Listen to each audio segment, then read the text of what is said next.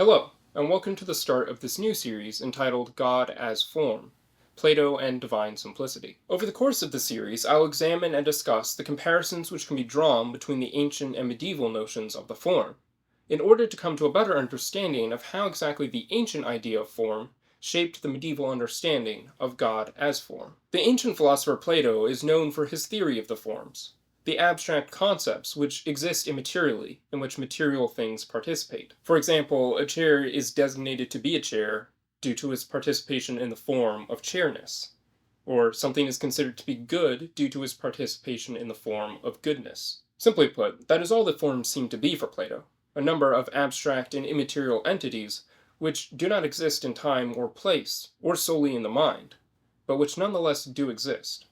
The exact nature of that existence is something which I'll be exploring later on in the series. Given the popularity of Plato's theory, when one thinks of form in a philosophical context, these ideas of Plato are what commonly come to mind. And while it is true that Plato put forward an interesting and famous narrative of the forms, other philosophers coming after Plato developed their own ideas regarding the forms, and what role they played in the structure of reality. However, as is the case with the philosophers we'll be looking at in this series, the idea of form presented by these later thinkers is often an adapted or modified version of Plato's theory of the forms. Another ancient philosopher, Aristotle, took Plato's idea of form and reshaped it to fit his own metaphysical narrative, doing away with their immaterial nature and using them instead as the fundamental substance for material reality. Writing many years later, the medieval philosopher-theologians took Plato's idea of form and incorporated it, in a modified fashion, into their theology of divine simplicity. Aquinas and Boethius are two such philosophers which I'll be looking at over the course of the series.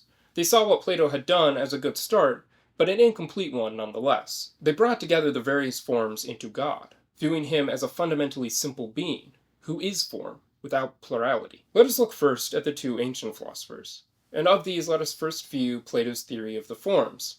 Christopher Shields provides a good definition of what Plato's view was, explaining, Platonic forms are stable, unchanging, abstract entities.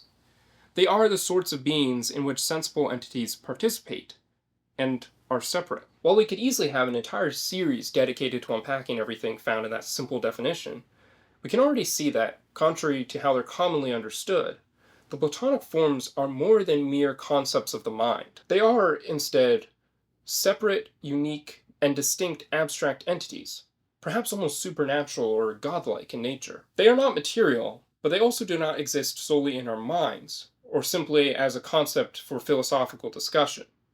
They are beings of a sort. Furthermore, Plato refers to these forms as eternal and unchanging. For the sake of clarity, it is important to note that Plato often refers to the form of something as that thing itself.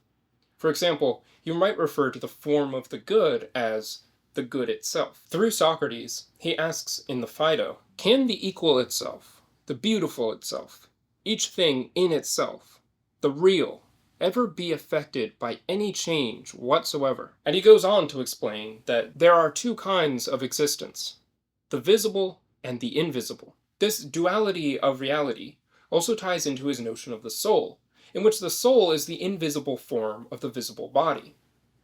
The forms are the invisible kinds of existence. Those things which participate in the forms are the visible. Later on in the Phaedo, Plato explains what it means for something to participate in the forms. Consider then, if there is anything beautiful besides the beautiful itself, it is beautiful for no other reason than that it shares in that beautiful.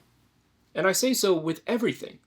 All beautiful things are beautiful by the beautiful. In other words, when we classify something as beautiful, we do so in reference to the form of beauty. In our next episode, we'll wrap up our discussion of Plato's forms by considering an important distinction which he draws between different kinds of forms, before turning to look at the Aristotelian view.